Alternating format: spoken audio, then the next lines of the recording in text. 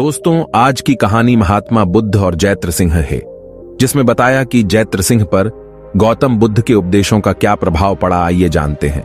बरसों पहले की बात है। हिमालय पर्वत की तराई में कपिलवस्तु नामक एक राज्य था। राजा शुद्धोधन वहां राज करते थे। महात्मा बुद्ध उन्हीं शुद्धोधन के पुत्र थे। उनकी माता का नाम महामाया था।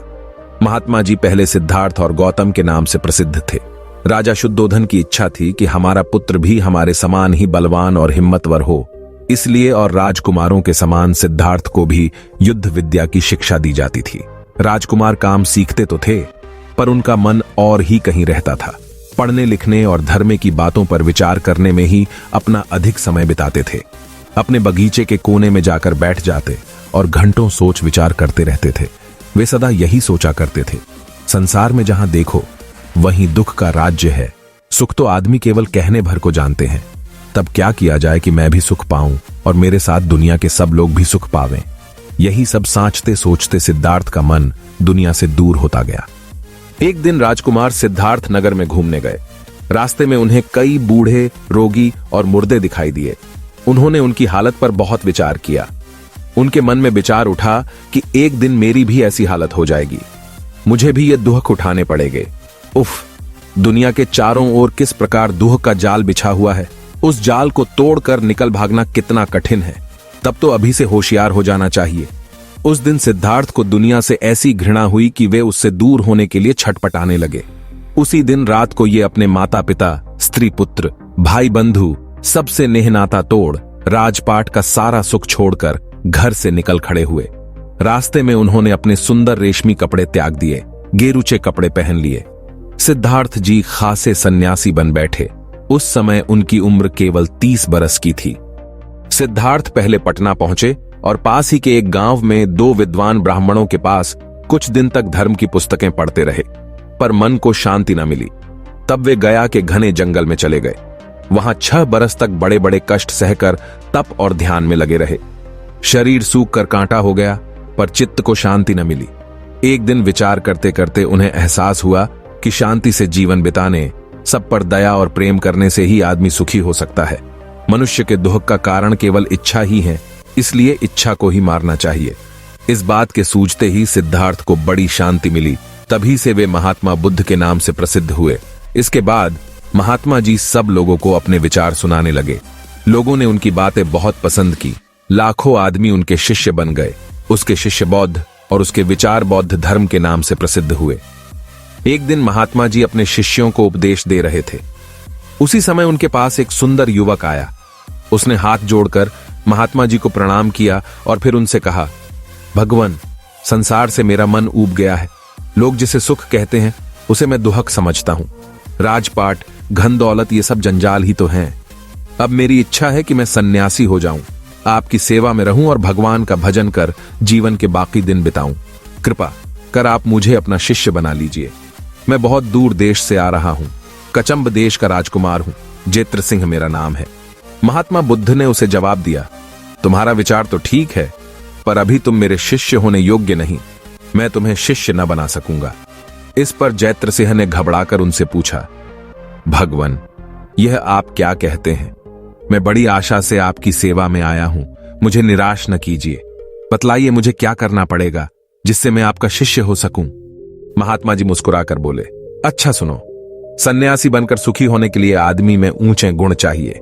ईर्ष्या, बुराई और घृणा से बचना चाहिए। देखो, तुम्हारे पिता के दरबार में तुम्हारा एक मित्र था। दरबार में एक आदमी आया और वह तुम्हारे मित्र से मेल जोल बढ़ाने लगा। तुम यह बात बर्दाश्त न कर सके। तुमने उससे घृणा की और बेचारे को अपने मित्र से मित्रता न करने दी। सोचो तो, वह आदमी तुम्हारे मित्र से प्रेम बढ़ा रहा था। इसमें तुम्हारी क्या हानि थी? बेचारा दुखी होकर चला गया। अब वह तुमसे घृणा करता है। दूसरी बात सुनो, एक बार तुम अपनी स्त्री पर जरा सी बात पर बिगड़ उठे। बेचारी कितनी रोई गिड़गिड़ाई, पर तुम न पसीजे। तुमने उसे घर से निकालकर ही चैन लिया। अब वह तुमसे दुखी रहती और घृणा करती है। जो आदमी से घृणा करता है उसे प्यार नहीं कर सकता। वह सन्यासी बनकर कैसे सुखी हो सकता है? जैत्र सिंह ने सिर झुका लिया और पिता के राज्य में लौट गया।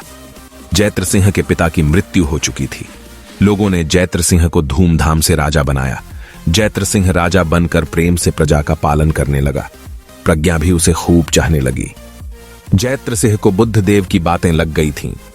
अब उसने अपनी गलतियों को सुधारने का इरादा किया। पहले तो उसने उस आदमी को बुलवाया, फिर अपने अपराध की क्षमा मांगी, उसे एक सुंदर महल रहने के लिए दिया और अपने मित्र से उसकी मित्रता करा दी। फिर जैत्र सिंह ने अपनी रानी को भी बुलवा लिया और उसे बड़े प्रेम तथा आदर से अपने पास रखा। जैत्र सिंह के ये काम देख कुछ मतलबी आदमी नाराज हो गए, पर जैत्र सिंह ने उनकी नाराजगी की जरा भी परवाह न की। तब वे लोग जैत्र सिंह के छोटे भाई को भड़काने लगे। उन्होंने उससे कहा, राजा बनने के योग्य तो आप ही हैं। यदि आप राजा बनने की इच्छा रखते हो तो हम लोग आपकी सहायता करने को तैयार हैं। जैत्र सिंह का भाई उनकी बातों में आ गया। तब सब लोगों की सलाह से एक क्षत्रिय को जैत्र सिंह की हत्या करने का काम सौंपा गया। जैत्र सिंह को भी यह हाल मालूम हो गया, पर वह न तो डरा ही और न उसने अपनी रक्षा का ही कुछ प्रबंध किया। एक दिन जैत्र सिंह ने देखा कि एक आदमी नंगी तलवार लिए महल में आ रहा है। उसे देखते ही जैत्र सिंह सावधान हो गया। हत्यारे ने झपट कर राजा पर वार किया, पर इसी समय राजा के उसी मित्र तथा दूसरे मित्रों ने बिजली के समान लपक कर हत्यारे को पकड़ लिया। राजा साफ बच गया।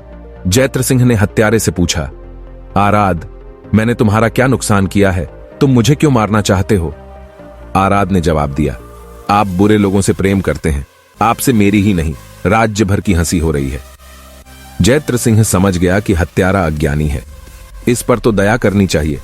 तब जैत्र सिंह ने सब लोगों से कहा कि आप लोग इसे छोड़कर बाहर चले जाइए। उन लोगों ने वैसा ही किया। तब जैत्र सिंह ने आराध से कहा, आराध, तुम मेरे भाई हो, हम तुम एक ही हैं। तुम्हारे अपराध पर मुझे कुछ रंज नहीं, बोलो क्या चाहते हो? यह सुनकर आराध रोने लगा और राजा के पैरों पर गिरकर बोला, महाराज, मैं पापी हूं, मेरा अपराध क्षमा कीजिए। जैत्र सिंह ने उसे उठाकर गले से लगा लिया। यदि जैत्र सिंह ने आराध पर नाराजगी और घृणा की होती तो वह अपनी करनी पर इस प्रकार दुखी न होता। उल्टा वह हमेशा के लिए राजा का शत्रु बन बैठता। घृणा का व्यवहार ही बुरा होता है, उससे कब कौन सुखी हुआ। उसी दिन जैत्र सिंह ने राज्य छोड़कर बुद्ध देव की शरण ले ली।